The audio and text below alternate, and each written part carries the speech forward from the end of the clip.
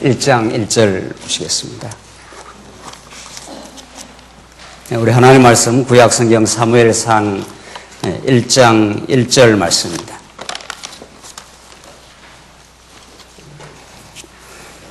찾으신 줄 알고 봉독 드리겠습니다. 구약성경 사무엘상 1장 1절 말씀입니다.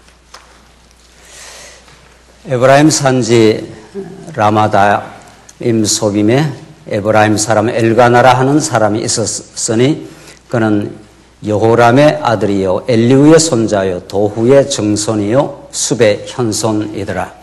그에게 두 아내가 있었으니 한 사람의 이름은 한나요 한 사람의 이름은 브닌나라. 브닌나에게는 자식이 있고 한나에게는 자식이 없었더라. 이 사람이 매년 자기 성읍에서 나와서 실로에 올라와서 만군의 여호와께 예배하며 제사를 드렸는데 엘리의 두 아들 홈니와 비느하스가 여호와의 제사장으로 거기 있었더라. 엘가나가 제사를 드리는 날에는 제물의 분깃을 그의 아내 브닌나와 그의 모든 자녀에게 주고 한나에게는 갑절을 주니 이는 그를 사랑함이라.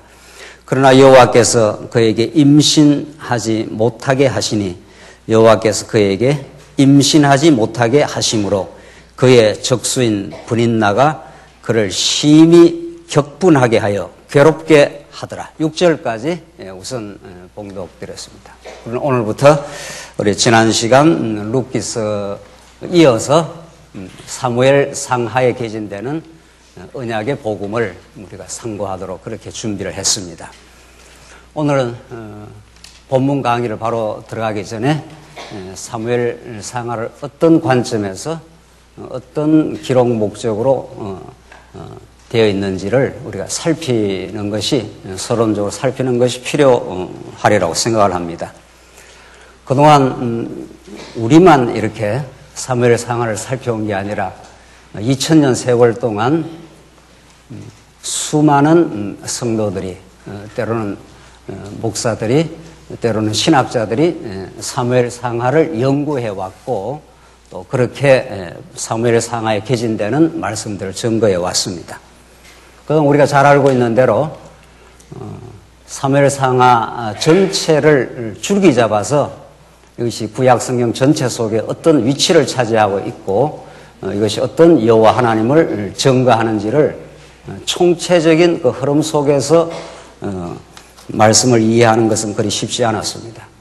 우리가 잘 알고 있는 대로 성경을 너무도 지엽적으로 파편적으로 성경을 이해해 올 수밖에 없었던 지난날의 한계와 상황이 있었습니다.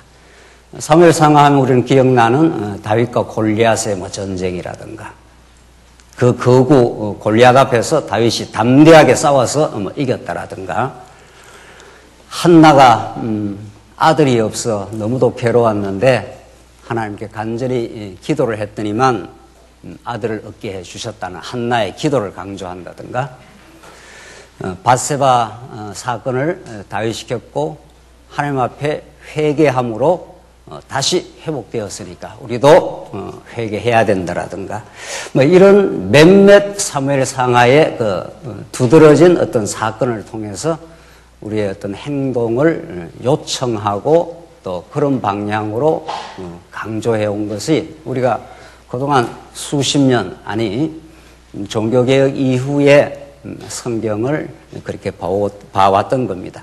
그렇다고 해서 우리가 기도를 하지 말자는 것도 아니고 우리가 하나님의 언약 성취의 섭리 가운데 참된 하나님 앞에 무릎 꿇는 회의가 없다는 것도 아닌 거지요.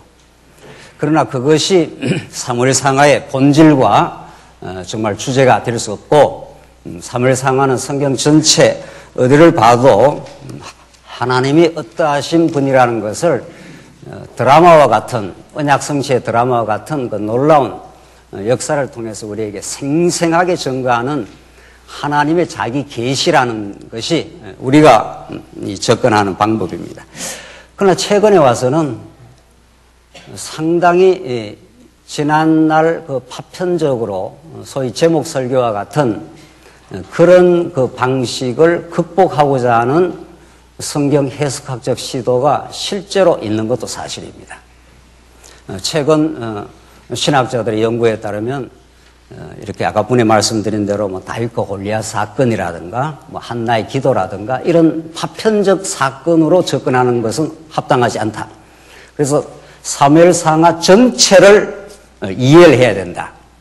이런 주장들은 몇십 년 최근, 아주 최근인데 전부터 아주 집중적으로 지금 연구되고 있고 소위 내러티브라고 하는 사무엘상하 전체가 하나의 스토리를 가지고 있어서 그 전체적 맥락을 이해해야 사무엘상하가 올바르게 이해될 수 있다. 뭐 이렇게 접근하기도 합니다. 그러니까 우리가 옛날 아주 파편적인 설교만 비판하고 우리 성경신학적 관점 혹은 성경 전체의 관점이 옳다 이렇게 하는 건 정당한 건 아니죠. 지금 굉장히 학자들이 사무엘상하 전체를 좀 봐야 한다 하는 이런 주장은 이미 줄기차게 지금 나오고 있는 겁니다. 그러나 그럼에도 불구하고 그런 주장을 하는 사람들이 여전히 그래서 뭐라고 하는가 하면은 사무엘상하는 다윗 왕을 혹은 다윗 왕국을 중심으로 하는 어떤 전체적인 하나의 스토리로 되어 있어서 사무엘상하는 부분적으로 보면 안 된다. 이 정도까지는 이야기를 하고 있습니다. 그러나 다윗 사무엘상하의 주제가 어떤 왕의 자질을 가진 자가 참된 하나님이 원하시는 왕인가 뭐 이런 식의 접근이에요. 다시 말해서 다윗 왕은 하나님 앞에 잘 순종을 했고 사울 왕은 하나님이 세워줬지만은 결국 하나님의 불순종함으로 폐위되고 하나님이 다윗을 세워갔다. 그래서 우리도 하나님 앞에 불순종의 삶을 살 것이 아니라 다윗 왕처럼 순종의 삶이 얼마나 중요한지 모른다. 이런 식이에요. 그러니까 성경 전체, 사무엘상하 전체를 봐야 된다고 하는 그런 정도까지는 접근은 되어 있지만은 결국 사무엘상하 한 권으로 우리는 성경을 해석할 수 없고 다윗이 왕이 되는 것은 다윗이 더 순종을 했다라든가 다윗은 실제로 바세바 사건을 통해서 엄청난 불순종과 범죄, 인구조사를 통해서 마지막에 그렇게 하나님의 은혜 속에 살았던 다윗도 마지막에 인구조사하면서 엄청 불순종도 합니다. 그게 안 맞는 거죠. 그게 뭐 순종했기 때문에 하나님이 다윗 왕을 세워줬고 불순종한 사울을 하나님이 폐위시켰다. 이런 말이 안 맞는 겁니다. 그러면 사울 왕은 왜 폐위가 되고 다윗은 동일한 범죄한 사울과 조금도 다를 바가 없는 오히려 드러나는 사건으로는 더 심각한 그런 범죄한 인생이었지만 하나님이 끝끝내 다윗을 붙들어 하나님이 다윗 왕국을 창건하고 그 나라가 영원히 또 유지되도록 하나님께서 그 다윗 이후에도 하나님께서 지켜주신 여호와 하나님인가 하는 것은 사무엘상하 한 권을 통해서는 결코 우리는 올바르게 해석할 수 없다는 거죠. 그래서 우리는 다윗 왕이 되어 다윗 왕국을 창건하는 것은 이미 이전에 아브라함에게 약속한 대로 또 더 직접적으로는 유다에게 약속한 대로 왕의 홀이 떠나가지 않는다는 하나님의 언약적 예언의 성취 사건으로 하나님이 그렇게 능력으로 그 참혹한 죄인이었지만은 하나님께서 그를 언약의 신실한 사랑으로 덮어주셔서 다윗이 왕이 되게 하신 그 여호와 하나님의 능력과 살아계심을 생생하게 보여주는 사건이 이 사무엘상하에 너무도 잘 개진이 되어 있습니다. 사무엘상하에는 우리가 이제 곧 살피겠습니다만은 여러 인물들이 나옵니다. 한나도 나오고 한나를 통해서 사무엘도 나오고 사울왕도 나오고 다윗왕도 나오고 여러 그 인물들이 이제 등장을 합니다. 그 모든 인물들은 이제 장차 오실 이제 메시아를 바라보면서 등장하는 그 인물들인 거죠. 그래서 우리는 사무엘상하의 역사에 충실해서 하나님이 어떻게 언약에 근거해서 하나님의 마음에 합한 자 다윗왕을 유다에서 왕의 홀이 떠나가지 않겠다고 하신 그 약속대로 다윗을 세워가느냐는 그 다윗왕의 다윗 왕국을 치밀하게 준비하시고 건립해 가시는 하나님의 능력을 보면서 이것이 장차 진짜 왕 중의 왕으로 오시는 그 모형적인 나라, 구약의 그림자적인 다윗 왕국은 그 모든 그 인물들은 진짜 왕이신, 지금도 교회를 통치하시고 세상을 통치하시는 예수 그리스도 안에서 이루어질 놀라운 복음의 메시지요, 하나님 살아계심의 증명이라는 사실을 우리는 사무엘 상하에서 읽을 수가 있을 겁니다. 진짜 왕이 누구냐는 겁니다. 진짜 여러분과 저를 지금도 다스리고 지금도 통치하시는, 때때로 우리에게 평안을 주시기도 하고 때로는 우리를 시련 가운데 두셔서 우리가 아무것도 아님을 증명하기도 하시는 그 살아계신 진짜 왕이 누구냐를 우리는 구약의 아주 이상적으로 드러내고 있는 다윗 왕을 통해서 진짜 왕을 우리가 확인할 때 우리 이 복음이 하나님 살아계심과 그 놀라운 은혜로 우리에게 다가올 것입니다. 내일 모레 대통령을 뽑는답니다. 얼마나 관심이 많은지 모르겠어요. 저도 머리 좀 식히느라고 이렇게 가끔 이렇게 TV를 보면서 누가 대통령 될지 관심이 많지 않아요. 마음에 결정을 하셨습니까?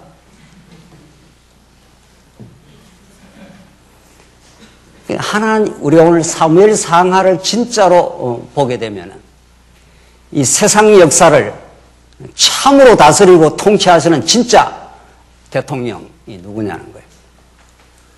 이미 누가 대통령 될지 정해져 있을 거고 그 사람이 되도록 민심을 움직여 갈 거고 하나님 모든 여건들을 지금 움직이고 있는 겁니다. 누가 돼도 하나님의 진짜 왕의 도구일 뿐입니다. 그러니까 대통령을 뽑는 게 아니라 그건 안 믿는 사람들이 하는 소리고 우리 믿는 사람은 진짜 왕의 도구인 작은 왕이 누구냐 이쯤 우리가 이해를 하고 가서 도장을 찍으면 되는 거죠. 그 사람이 됐다고 이 한국 역사가 바뀔 것도 아니고 하나님이 정한 대로 돼갈 겁니다. 그래서 사무엘 상하는 정말 이 작은 대통령들이 난립하고 자기들이 되어야 이 나라를 구할 수 있다고 하는 허탄한 그 소리들을 하늘의 선지자의 시각으로 우리가 보면서 이 나라를 진짜 지키시고 이 나라를 통해서 이 땅 위에 하나님 나라를 진짜 건설해 가실 그 메시아가 진짜 누구냐? 그분이 어떤 능력과 어떤 신실함과 언약 백성을 향한 한없는 은혜와 자비를 품고 있는 분이심을 진짜로 알 때라야 그런 사건들도 우리가 제대로 신학적으로 해석할 수가 있을 겁니다. 오늘 첫 시간이어서 오늘 사무엘 상하가 어떤 위치를 점하고 있는가를 우리가 정확하게 이해를 해야 사무엘 상하가 정말 우리가 가리키는 그 복음의 깊이로 들어갈 수가 있습니다.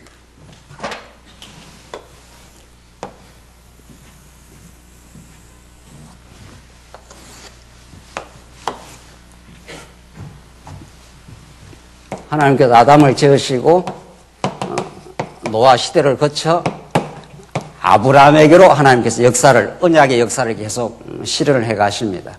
하나님이 아담에게 3대 언약을 하신 것은 이때 하신 게 아니라 이미 하나님 영원히 살아계시고 그분의 영원한 뜻을 품고 있어 예수 그리스도 안에 뜻을 품고 하나님의 나라를 영원히 경륜하고 계십니다. 이건 완성되어 있습니다. 영원히 완성되어 있습니다. 시작도 끝도 없습니다. 영원한 나라가 있습니다. 우리는 그 하나님의 능력과 은혜를 이 땅에서 발견하고 배우고 오라고 잠시 이 땅에 보내진 것 뿐입니다. 이걸 우리는 총체적으로 하나님의 계시 세계라. 계시라는 건 시작이 있고 끝이 있어서 끝이 되면 싹 사라져버리고 없어집니다. 그리고 완전한 영원히 존재하시는 그 하나님과 그의 통치가 있을 뿐입니다. 그게 새하늘과 새 땅으로 성경에 표현되고 있는, 그래서 하나님이 영원히 계십니다. 우리가 이스라엘에서 있는 분도 아니고 없으라 한다고 니체가 신이 죽었다 한다고 죽는 그런 분이 아닙니다. 죽으라 했고 지가 죽었지 않았어요? 하나님 영원히 살아계십니다. 그런 하나님이 작정하고 당신을 계시하기로 뜻하신 겁니다. 그걸 하나님이 6일 창조를 보여주시고 그 모든 우주 만물을 다스릴 한 인물 아담을 창조를 하시고 3대 언약을 하신 거죠. 생육하고 번성해라, 땅을 정복하라, 다스리라 이렇게 하신 겁니다. 그것은 진짜 이건 하나의 오실 둘째 아담 예수 그리스도가 앞으로 행할 것을 보여주는 표상인 거죠. 그러니까 구약에 나타나는 뭐 아담도 그렇고 노아도 그렇고 아브라함도 그렇고 오늘 우리가 살펴갈 다윗도 그렇고 이 인물 자체가 중요한 건 아닙니다. 이건 하나님의 드라마를 펼쳐나가는 하나님이 얼마나 위대하신 분인가를 보여주기 위한 연극의 등장인물들일 뿐입니다. 우리 연극할 때 어떤 사람이 등장하지 않습니까? 그 인물 자체가 중요한 게 아니라 그 인물들이 등장하면서 그 연극을 만든 그 분의 뜻을 지금 표현하고 있는 겁니다. 그 인물은 등장했다가 사라져 하면 1막에서 사라지고 2막 등장했다 사라지고 3막 사라질 뿐입니다. 그러니까 아담도 사라졌고 노아도 사라졌고 아브라함도 사라졌고 다윗도 다 사라졌습니다. 그때마다 하나님을 계시하기 위한 도구일 뿐입니다. 심지어는 예수님도 이 땅에 오셨다 가셨지 않았어요? 그리고 성령을 보내줘가지고 그 영원하신 하나님 여호와를 지금 가르쳐주고 있는 도구들일 뿐입니다. 그래서 사도 바울이 이걸 터득하고 나서 아하 보이는 것은 어떻게 해요? 잠깐이요. 보이지 않는 것은 영원한 거구나. 보이는 우리 인간들 다 하나님의 계시 도구들일 뿐입니다. 그걸 배우라고 잠깐 보여준 거죠. 그래서 하나님이 아담에게 3대 언약을 하시고 범죄를 하지 않습니까? 하나님이 아담에게 그 통치권을 주셨는데 아담이 타락을 하면 그걸 통치권을 이루지를 못합니다. 그러나 하나님은 그대로 노아에게 동일한 언약입니다. 생육하고 번성하라, 땅을 정복하라. 이렇게 동일한 언약을 주셔서 하나님 한 번 언약하면 그대로 지켜주신다. 너는 범죄해도 나는 여전히 언약에 신실한 여호와 하나님이다. 그렇게 노아 시대를 한 번 더 섭리하셨다가 이제 아브라함 시대 때 이게 우리가 잘 아는 실체적 언약입니다. 아브라함 시대 때 하나님이 모형적인 언약을 이렇게 이제 주시는 겁니다. 자, 여기에 이제 자손, 땅, 통치, 이게 우리가 지금 잘 알고 있는 내용 아니에요? 하나님께 자손도 다 번창케 하시고 도저히 정복할 수 없는 땅을 하나님의 능력으로 정복하시고 이제 하나님이 그 땅을 다스려 주시기 위하여 하나님이 통치 언약을 주십니다. 이걸 우리가 한마디로 말해서 3대 언약을, 모형적 3대 언약을 이게 자손, 이게 백성이니까 우리가 잘 아는 거지만 한번 복습을 하십시다. 이게 국민이죠. 백성, 국민, 국토, 요건 뭡니까? 국권. 요걸 합치면은 뭐가 되는 겁니까? 요걸 합치면은, 예? 이게 나라가 되는 거 아니에요. 그러니까 하나님의 3대 언약은 하나님이 영원히 살아계신 분이 예수 그리스도 안에서 우리를 하나님 나라의 백성으로 삼아서 우리를 평강으로 다스려 주시겠다. 이런 뜻입니다. 그래서 내 안에서만, 예수 그리스도 안에서만 평강과 안식이 있다. 그걸 가르쳐 주는 거죠. 어떤 경우에도 아담이 타락하고 나서 인간이 죄 가운데 빠졌는데 죄 가운데 빠는 것은 자기가 이제 하나님 노릇하는 거 아니에요. 그래서 돈 버리고 시집 가고 장가 가고 권력 잡고 대통령 되려고 하고 온 수단 방법을 통해도 인간이 그렇게도 원하는 안식이 없습니다. 그러니까 없다는 걸 하나님 경험해봐라고 하는 거죠. 탕자가 나가잖아요. 아버지 집이 먹을 것도 많고 입을 것도 많고 평안하기도 하고 대적으로부터 보호도 되고 얼마나 좋은 것인데 그걸 깊이 모르니까 그게 얼마나 놀라운 은혜인지를 모르니까 나가려고 하니까 나가봐 이렇게 된 거죠. 그래서 아담이 타락할 때 그냥 내버려 두는 거죠. 그래서 모든 인류가 죄 가운데 빠졌습니다. 욕심 부리고 시기하고 더 많이 가지려고 하고 오늘 장로님 기도하신 대로 가진 것에 대해서 감사가 없고 가지지 않는 걸 늘 찾아 헤매고 그러니까 죄 가운데 빠진 인류는 하나님 나라의 안식을 누릴 수가 없어요. 그러니까 예수님이 오셔갖고 수고하고 무거운 짐진 자들아 어떻게 해요?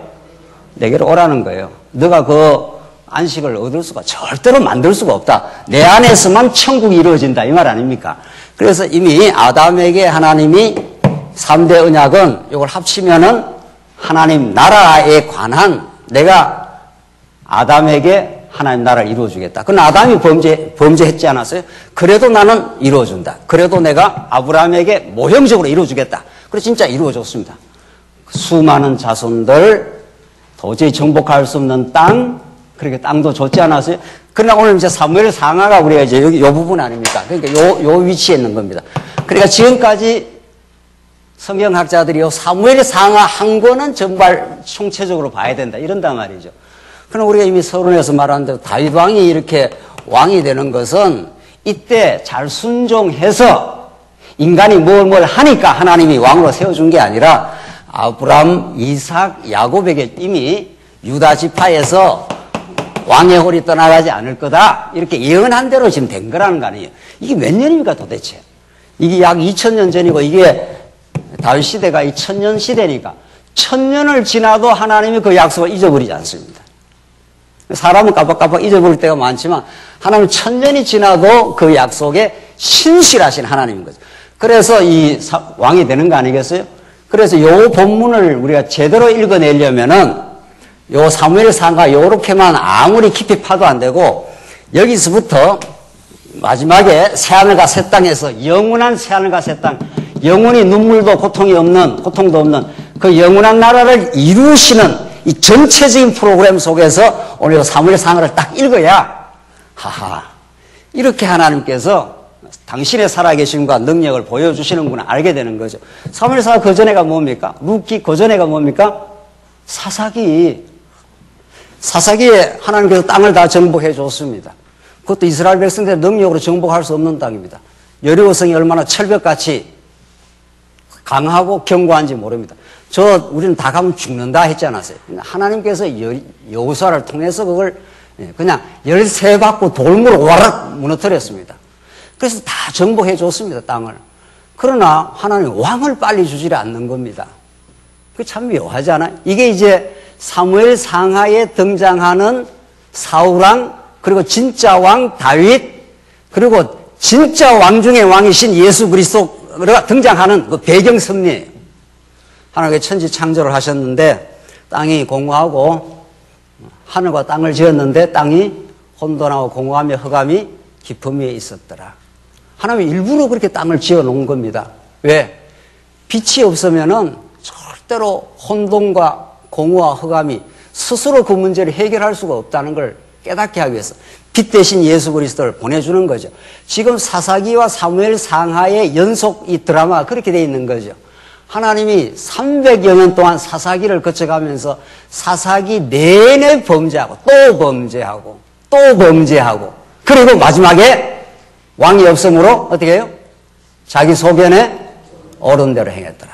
그러니까 얼마나 땅은 정복했는데 하나님 나라의 두 번째 요소인 땅은 정복해서 얼마나 좋은 땅, 젖과 흐르는 땅을 정복했습니까? 이제 누리기만 하면 되는 건데 그렇잖아요. 지금 자손들도 많이 생기죠. 주렁주렁 자손들 많이 생겼죠. 그런데 그 좋은 젖과 흐르는 땅을 정복해 들어갔습니다. 하나님의 능력으로. 그러면 거기서 그냥 평안하고 안식의 땅이니까 누리고 서로 사랑하고 섬기고 이렇게 살면 좋지 않아요? 그걸 못해요. 누리고 사랑하기는커녕 우상을 숭배하고 갈등을 빚고 한 지파가 이절어지더라도 완전 멸절을 시켜버리고 그래서 인간적인 대책을 세우는데 대책을 세우는 것마다 점점 엉터리 대책을 세우고 그래서 마지막 땅 언약 성취 섭리 가운데 마지막이 왕이 없으므로 자기 소견에 옳은 대로 행했다더라. 그 말은 진짜 왕이 오셔야 되겠습니다. 진짜 왕이 와야 됩니다. 하나님 당신이 약속대로 세운 진짜 왕이 와야 됩니다. 그래야 우리는 이 땅에서 마음의 평강과 안식이 있습니다. 그렇게 하나님이 사사기를 거쳐 룻기를 지나 사무엘 상하로 이제 전제를 하는 겁니다. 그런데 지금 최근에 학자들이 재밌는 게 있어요. 이게 아담이 우리 지금 이게 3대 언약이라 그러고 이걸 하나님 나라에 관한 언약이라 그렇게 말하지 않아요? 그런데 지금까지 신학자들이 3대 언약을 언약으로 못 보고 창세기 1장 28절을 그냥 선악과 이걸 행위 언약으로 보고 그 다음 창세기 3장 15절을 은혜 언약으로, 이게 행위 언약이고 이걸 은혜 언약으로. 그러니까 아담이 선악과를 따먹고 범죄하니 그제서 하나님이 창세기 3장 15절에서 여인의 후손이 나와서 뱀의 머리를 깨부수고 그리고 가죽옷을 덧입혀서 구속해준다. 이렇게 말해요. 여기 지금까지 종교개혁 이후 500년 동안 가르쳐왔던 틀입니다, 이게. 이게 500년 동안. 이렇게 되면 이제 뭐가 문제가 되느냐 말이죠. 인간이 어떤 일을 하니, 그러니까 그 다음에 하나님이 어떻게 했다는 겁니까? 이걸 이제 해결했다는 거 아니에요. 그러니까 이거는 안 맞는 거거든요. 조금이라도 생각이 있는 사람 것도, 그럼 아담이 그럼 안 따먹었으면 어떻게 됐냐?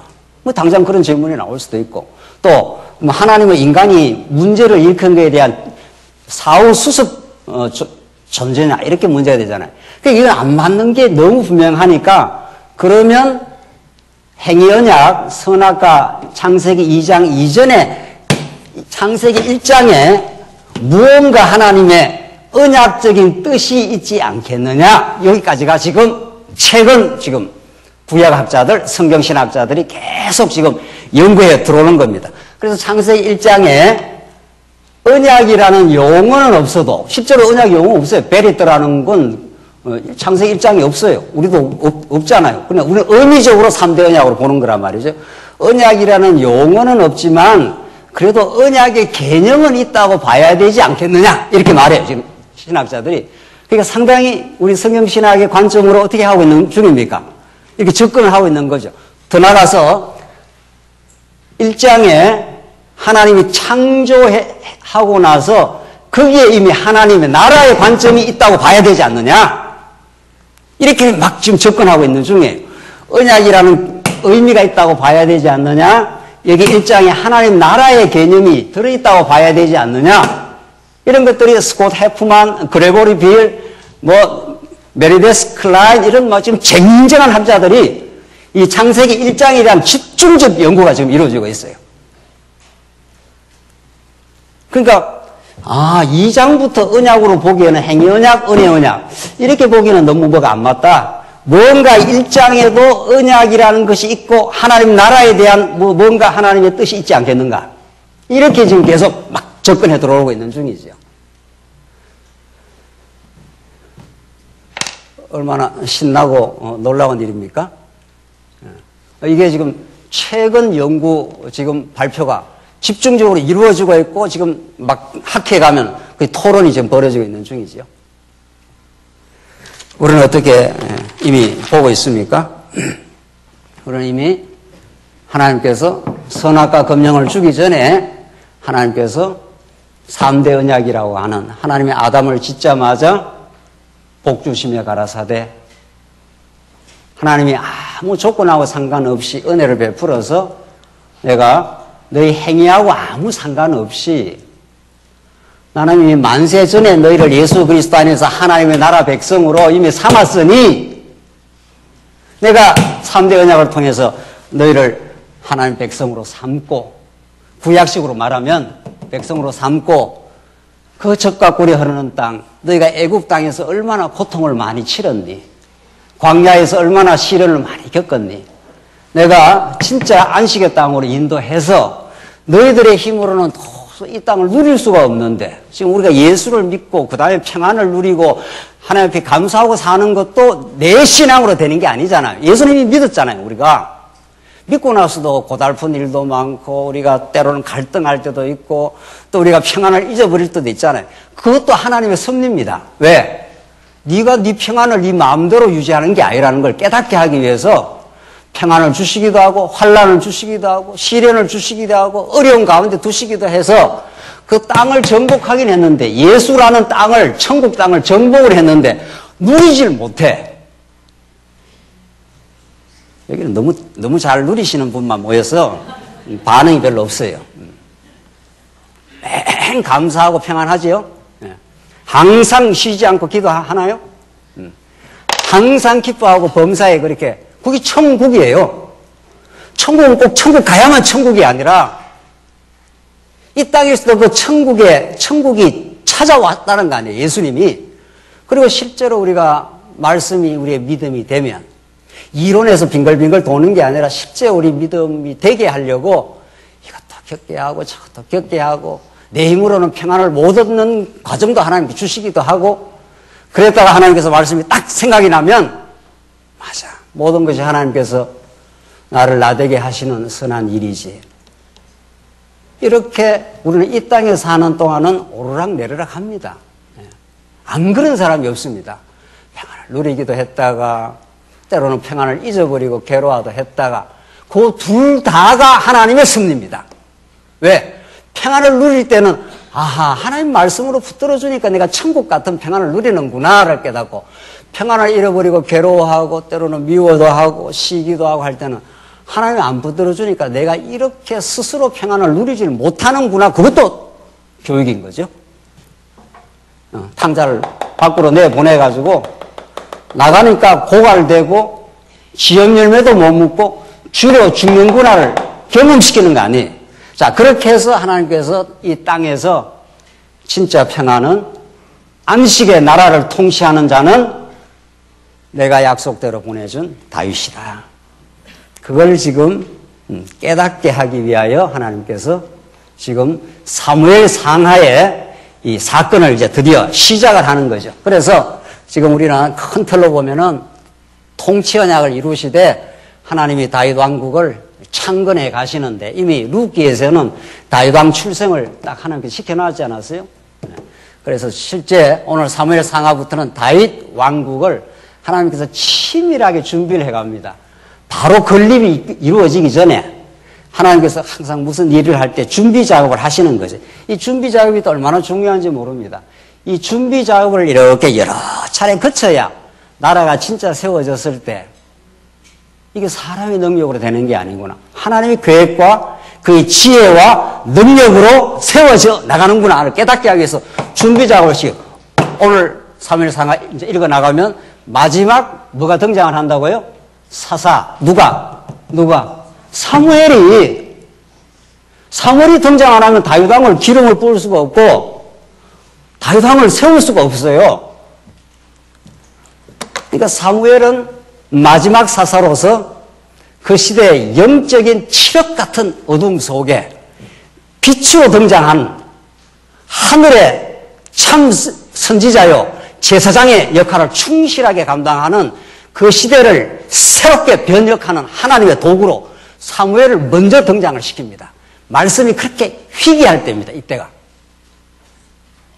그러니까 하나님께서 말씀의 가치도 지금 여러분과 제가 말씀이 풍성하면요. 사실은 말씀의 가치를 깊이 잘 모를 때가 많습니다. 우리가 말씀운동 초기에 시작했을 때 한국교회가 막 방황하고 성경 전체를 보는 눈이 없을 때 그때 얼마나 감격하고 말씀이 그때는 희귀했을 때 너무도 감격하고 살아계신 하나님으로 복음으로 우리가 기뻐했지 않습니까? 지금 많이 풍성해요. 풍성한 상태에 들어와서는 그걸 느끼기가 그렇게 쉽지 않아요. 지난주에 중국에서 목사님들이 와서 말씀을 이렇게 함께 나누어 돌아갔지 않습니까? 그 사람들은 말씀이 너무 희귀하니까 그냥 전해주는 대로 그냥 복음이에요. 우리는 3대 언약해도 그거 다 알고 있는 거 뭐 또 이야기 하나. 뭐 이렇게 된다는 거예요. 그렇잖아요? 3대 언약, 그거 뭐 아는 거 뭐. 아브라함에게 모형적 언약, 그거 뭐 수십 번, 수백 번 들은 거 이렇게 되는 거죠. 그러나 사실은 복음은 그런 게 아닌 거죠. 이런 틀이야 기본적으로 뭐 수십 번, 수백 번 해도 늘 하는 거 아니겠어요? 살아계신 하나님이 어떠신 분인가? 그분이 우리 역사와 우리의 삶의 고통과 참된 회복을 어떻게 주관하시고 우리 속에 하나님 나라를 예수 그리스도를 통해서 이루어내시는가? 우리가 얼마나 하나님 앞에 범죄한 인생이고 우리 스스로는 하나님 나라를 이룰 수 없는 존재이고 하나님이 찾아오셔서 예수 그리스도를 통해서 찾아오셔서 지금 우리 안에서 이루어 가시고 지금 교회를 하나님의 능력과 은혜로 붙들고 계시다는 것. 그래서 그렇게 말씀이 희귀할 때는 그렇게 좋아하는 겁니다. 이 시대가 그런 겁니다. 하나님의 사무엘을 그렇게 보냅니다. 우리 1장에서 이제 오늘 본문은 자세한 거는 우리 다음 시간부터 하고 여러분들 한나의 사건 너무 잘 알지 않습니까? 이게 다윗 왕국을 준비하면서 마지막 사사 사무엘을 등장시키는 것 자체가 사람의 능력으로 되는 게 아니에요. 그렇게 하시려고 한나와 브닌나가 엘가나라고 하는 한 제사장 가문이 있었는데 엘가나의 부인이 둘이에요. 또 이것도 문제 아니에요. 세상에. 그러니까 이건 뭐 문제투성이에요. 성경 구약은 뭐 죄악과 문제투성이에서 이제 시작해요. 근데 하나님이 환경을 어떻게 만들어 놨냐 말이에요. 브린나는 자식이 있고 한나는 한나를 통해서 이제 사무엘이 나는데 한나에게는 자식이 없어가지고 브린나가 한나를 어떻게 했다는 겁니까? 격동을 시키고 엄청 괴롭힌 거죠. 그러니까 이 사무엘 상하에서 진짜 언약의 복음을 장차 오실 진짜 왕 예수 그리스도 사건을 읽어내지 못하고 그냥 사무엘상하 1장 내용만 읽으면은 이건 여인도 아니죠. 옆에 애들이 이 암투하는 거예요. 뭐 그런 이야기예요. 시기하고 질투해가지고 한 여자가 막 이제 뭐 괴로워하다가 말이지. 괴로워하고 하나님 앞에 나갔더니만 기도를 했더니만 그래서 이게 회복을 시켜줬다. 이 말씀 속에서 뭘 깨닫겠어요, 우리가 세상에. 이 성경을 통해서 하나님이 제대로 증거되고 예수 그리스도가 제대로 증거되고 그분이 나한테 얼마나 의미 있는 존재인가. 그분이 아니면 우리는 살 수 없는 고통과 영적인 우리가 방황 속에 우리가 살 수밖에 없는데 우리가 말씀 이렇게 들어도요. 또 이렇게 나가면 또 보이는 세상이 우리를 현혹하고 또 내보다 잘난 사람 보면 마음이 불편하고 또 불쑥불쑥 시기와 질투가 올라와서 내 마음을 요동시켜 놓고 그렇게 미워하는 사람은 자꾸 얼굴에 나타나 또 그때마다 이 치열한 내면의 전쟁이 있습니다. 우리 안에. 그 육신의 소욕이 언제나 꿈틀대기 시작하면은 그냥 마음의 평안을 잊어버려요. 그게 우리의 실제 영적인 현실이에요. 그래서 우리는 그 육신의 소욕을 처복종시키고 정말 우리를 온전히 통치해 주시는 예수 그리스도의 말씀이 생명의 말씀이 늘 공급되지 않으면 그냥 살만한데도 그냥 마음의 평안을 잊어버리고 욕망에 시달려. 하나님께서 그런 세상 가운데 두시고 그런 세상 가운데 우리 육신의 몸을 가지고 이 땅에 태어나게 했으니 누가 그래서 잠언서에 성을 빼앗는 것보다 마음을 다스리는 게 더 낫다 그래요. 성을 빼앗는 게 얼마나 힘들고 어려운 일입니까? 큰 성을 빼앗는 것보다도 자기 마음을 하나 다스리는 게 그게 더 소중하고 더 고귀하다는 그걸 못한다는 겁니다. 인간이. 자, 그래서 오늘 이 마지막 사사가 등장하는 장면 하나님께서 한나와 브닌나를 등장시켜서 한나가 너무 이렇게 고통스럽게 하는 겁니다. 한나를. 자, 이 사건을 여인들의 치정 사건으로 볼 거냐 말이죠. 여인들의 암투와 치정, 그 시기와 어떤 분노, 그런 사건이 아니에요, 성경은. 성경 그런 걸 보려고 우리가 이 고귀하고 이 거룩한 성경을 우리가 기록해 놨겠냐 말이죠. 그게 아니라 하나님께서 한 시대에 어려움을 너무도 잘 아시고 이 사무엘이 마지막 사사로 등장해야 이 시대의 새로운 여명이 밝아지고 사무엘을 통해서 이제 다윗 왕이 등장시키는 하나님의 그 도도한 하나님의 역사 섭리를 지금 준비시키기 위해서 하나님께서 한나와 브닌나 사건을 일으킨 거 아니에요. 그렇죠? 그래서 한나에게는 아들을 주고 브닌나에게는 잘못 말했습니다. 브닌나에게는 자식을 주고 한나에게는 자식을 안 주는 상황을 하나님 만드신 거죠. 구약시대 때 아들이 없다 하는 건 지금 개념하고는 달라요. 그 구약을 보면서, 구약을 지금 보면서 오늘 이 시대에 뭐 무슨 애 못 나와서 힘들었다, 뭐 이런 이야기로 해석을 하니까 성경에서 복음이 안 읽히는 거죠. 구약시대 때 애가 없다 하는 것은 자손이 끊어졌다 이 말 아닙니까? 하나님하고 무관한 인생이다 이런 뜻이에요. 그러니까 한나가 너무도 괴로워하는 거지 단순 자식이 없어서 괴로워한다 이런 건 아니에요. 자식 없어도 요즘 뭐 자식 없이도 막 살아버리잖아요. 오히려 젊은 사람들은 뭐 자식 없이도 그냥 살겠다고 하는 사람도 있잖아요. 그런 수준의 이게 지금 말씀이 아니라는 거지. 사무엘 상하가 자식을 못 낳는다. 제라 하는 이 씨, 자녀 이것이 없다는 것은 하나님과의 단절을 의미하는, 그래서 한나가 지금 괴로워하는 겁니다. 그래서 하나님께서 한나로 하여금 뭐하게 하는 겁니까? 언약을 붙들고 뭐하게 하는 거예요? 기도하게 그렇게 만든 거죠. 그러니까 한나가 열심히 기도했더니까 아들 줬다 이런 말이 아니라는 거죠. 그래서 하나님께서 분인나가 한나를 엄청 공박을 하고 엄청 괴롭히니까 너 하나님 백성이 아니야. 나는 자손이 있잖아. 생육하고 번성한다고 했는데 자손이 있잖아. 너 없잖아 지금. 그러니까 한나는 이건 하나님과의 관계의 문제고 너무 절박한 거죠. 그래서 간절하게 기도를 했더라. 하나님 기도하게 하는 겁니다. 기도하게. 구약에서 하나님의 능력을 보여주는, 하나님의 그 신실한 은혜와 사랑을 보여주는 방법 중에 하나가 언약이 이루어질 때 불임의 사건이에요. 아브라함에게 하나님께서 너를 통해서 만민이 복을 얻는다. 하늘의 별과 바닷가의 모래알처럼 내 자손이 번창한다. 이 제라, 이 씨가 번창해서 하나님 살아계심을 보여주겠다 했는데 뭐 하늘의 별과 바닷가의 모래알은 고사하고 자식 씨 하나가 안 생기잖아요. 언제까지? 99세까지. 사라에게는 90세까지 불임으로 몰아갑니다.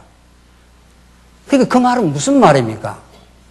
이 생명을 출산하는 일, 해산의 고통을 거쳐서 생명을 탄생시키는 일, 이 생명으로 이어져서 진짜 누구 생명? 언약의 자손 누구? 예수가 오는 길. 그러니까 타락한 인생은 아담 타락 이후 모든 죄악된 존재는 스스로가 생명을 만들어낼 수가 없어요. 그러니까 생명 되시는 예수가 우리 안에 찾아와서 우리의 죽었던 우리를 다시 살려내는 거 아니에요. 생명을. 그렇게 아브라함과 사라의 출생을 해석을 해야 되는 거죠. 그 언약의 자손 예수 그리스도를 보내주는 과정에서 도저히 인간 힘으로는 아이를 출산을 못 한다는 거예요. 그래서 불임을 만들어버려요. 그랬다가 하나님께서 약속한 대로 100세에 생명이 잉태되고 하나님의 살아계심이 증명이 된 거 아니에요. 그러니까 아브라함이 막 너무 즐거워하고 행복해하지 않습니까? 이는 하나님이 아니고는 할 수가 없다고. 그래서 죄와 사망의 법 가운데 우리를 빠뜨려 놓으면은 시기하고 미워하고 경쟁하고 갈등하고 아무리 발버둥을 쳐도 인간이 그걸 못 벗어납니다. 못 벗어나 너희가. 하나님 그걸 입증을 시켜요. 그리고 예수 안에 생명을 얻어 하늘의 양식을 공급받고 하나님 살아계심이 믿어지고 진짜. 하나님 지금 살아계십니다. 지금 역사를 통치하시고 여러분과 저의 삶의 머리카락 하나도 다 세신 바 되시고 어떤 일도 때로는 공고도 형통도 어떤 일도 하나님께서 하나님의 능력과 은혜를 보여주기 위해서 지금 이루어가고 있는 일 아니에요. 그게 믿어지면 그게 생명의 역사예요. 그래서 하나님의 말씀은 살았고 운동력이 있어서 그 말씀이 역사하면은 우리를 뒤덮고 있는 염려와 걱정들, 시기와 분노들, 그 어리석은 모든 것들을 하나님께서 철폐시키고 죽여버리고 날마다 죽여버리는 그 역사는 성령께서 말씀을 통해서만 하시는 일이에요. 그래서 구약에 불임을 아이를 출생 못하게 만들었다가 어떻게 한다고요? 출생하게 하는 거죠. 한나 사건도 마찬가지라는. 마지막 사사가 등장하기 위해서는 마지막 사사 사무엘이 등장해야 새 시대가 열리고 다윗이 출현해서 그 나라를 새롭게 창건해야 이 나라가 안식의 나라가 될 터인데 사무엘의 출현 자체가 많은 고통 가운데 출현한다는 겁니다. 해산의 고통을 통과하면서. 그래서 사무엘 출현을 하나님이 하셔서 언약의 새 시대를, 통치 언약의 새 시대를 하나님이 여시는 거구나 하는 이 절박한 기도를 한나라로 하게 하시고 하나님이 하셔야 됩니다. 당신이 보낸 예수 그리스도가 오셔야 합니다. 이렇게 되는 거지요. 그래서 한나의 찬양을 보면은 지금까지 이야기했던 것이 정확하게 그렇게 설명해요. 한나는 그냥 사무엘의 출현을 직접적으로는 지금 기대하고 하나님으로부터 의지를 했지만 그 한나의 찬송을 보면은 왕이 올 것을 정확하게 한나가 예언을 하고 있어요. 예언적 기도. 한번 그거 읽고 끝내시죠. 2장 10절 보십시다. 정말 그런가 안 그런가? 사무엘상 2장 10절이에요. 한나가 왕을 바라봤는지 안 바라봤는지 사무엘을 통해서 나타날 진짜 왕, 진짜 평강으로 인도할 왕. 2장 10절입니다. 여호와를 대적하는 자는 산산이 깨어질 것이라. 그렇잖아요? 분인나가 대적했지만 산산이 깨어진다는 거예요. 사울 왕이 다윗을 대적하지만 산산이 깨어진다는 거예요. 하늘에서 우레로 그들을 치시리로다. 여호와께서 땅 끝까지 심판을 내리시고 하나님만이 선과 악을 심판하는 분이어서 당신이 기쁘신 뜻대로 다윗 왕을 세우기까지 이전의 모든 걸 심판을 해버린다는 거예요. 그 다음 뭐라고 되어 있습니까? 자기 왕에게 힘을 주시며 자기의 기름 부음을 받은 자의 뿔을 높이시리로다. 이렇게 한나가 자기 한 인생의 사건을 통해서 그렇잖아요. 불임나에게 엄청 고통을 당하고 자식이 없음 때문에 하나님과 단절을 사건을 경험하고 그래서 하나님께 간절히 기도하게 되고 하나님 이것을 하나님이 하셔야 되지 않습니까? 그렇게 언약을 붙들고 기도했더니만 하나님이 사무엘을 주시고 사무엘의 등장이 누구를 지금 예고하고 있습니까? 다윗의 등장을, 왕의 등장을 예고하여 그 고통의 땅은 정복했지만 평안이 없던 그 땅에 진짜 그 땅을 다스려줄 왕, 그 왕을 지금 예고하면서 지금 한나가 자기 왕에게 힘을 주시며 이렇게 돼 있어요. 정확한 거죠. 이 한나의 이 찬송이 서곡이 돼가지고 다윗 왕도 왕이 될 때까지 얼마나 많은 시련을 겪는지 모릅니다. 그러나 반드시 하나님 약속대로 다윗을 왕으로 세워서 사무엘 상하 끝에 가면은 다윗의 그 깊고 융숭한 찬양을 하나님 만드십니다. 이 한나의 찬양은 앞으로 누구의 찬양을 예고하고 있습니까? 다윗 왕의 찬양을. 다윗 왕의 찬양은 누구의 기도와 찬양을 예고하고 있는 겁니까? 진짜 예수 그리스도의 그 절박한 기도와 십자가의 그 피 흘리는 그 절박한 기도와 그가 부활하셔서 하나님 온 우주에 살아계시고 이 세상의 조불한 왕들 말이죠. 이 땅에 왕이 5명이나 지금 등장하려고 지금 싸움 벌이고 있는 이 작은 왕들을 다 하나님께서 굽어 살피시고 진짜 이 우주와 만물을 통치하시는 오늘 우리 교회를 장악하시고 여러분과 저에게 이 혼돈의 세상 가운데서도 하늘의 평강을 주시고야만은 진짜 왕 예수 그리스도를 통해서 이루어주시는 진짜 하나님 나라의 창건을 우리에게 잘 보여주실 겁니다. 이 말씀이 살아있고 생명력 있는 말씀이 되어 하늘의 평강과 기쁨이 넘치길 바랍니다. 기도하십시다. 자비하신 하나님 아버지 은혜를 감사합니다.